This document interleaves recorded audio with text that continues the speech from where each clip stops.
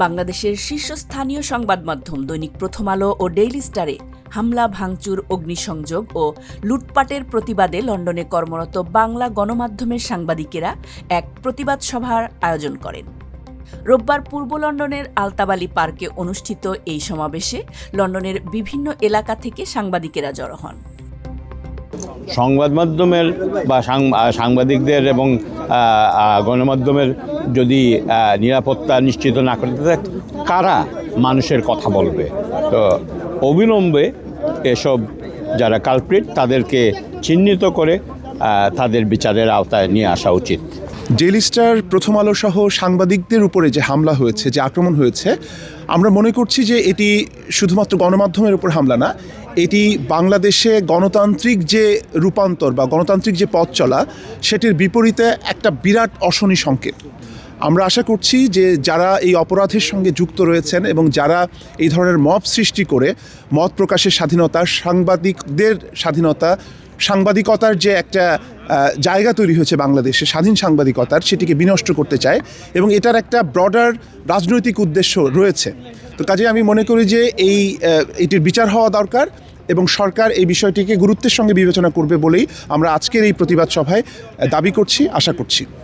সম্প্রচার সাংবাদিক ও লেখক বুলবুল হাসানের পরিচালনায় ঐতিহাসিক আলতাবালি পার্কে অনুষ্ঠিত এই প্রতিবাদ সভায় বক্তব্য রাখেন কমনওয়েলথ জার্নালিস্ট অ্যাসোসিয়েশনের ভাইস প্রেসিডেন্ট সৈয়দ নাহাস পাশা, লন্ডন বাংলা প্রেস ক্লাবের সাবেক সাধারণ সম্পাদক আব্দুস সাত্তার, প্রথম আলোর যুক্তরাজ্য প্রতিনিধি সাইদুল ইসলাম, পলিটিকা নিউজের প্রধান সম্পাদক তানভীর আহমেদ, নীলুফার হাসান, উর্মি মাজহার, আবু মুসা হাসান, হামিদ মোহাম্মদ, আনসার আহমেদ উল্লাহ, আবু সালেহ মাসুম সহ অন্যান্যরা।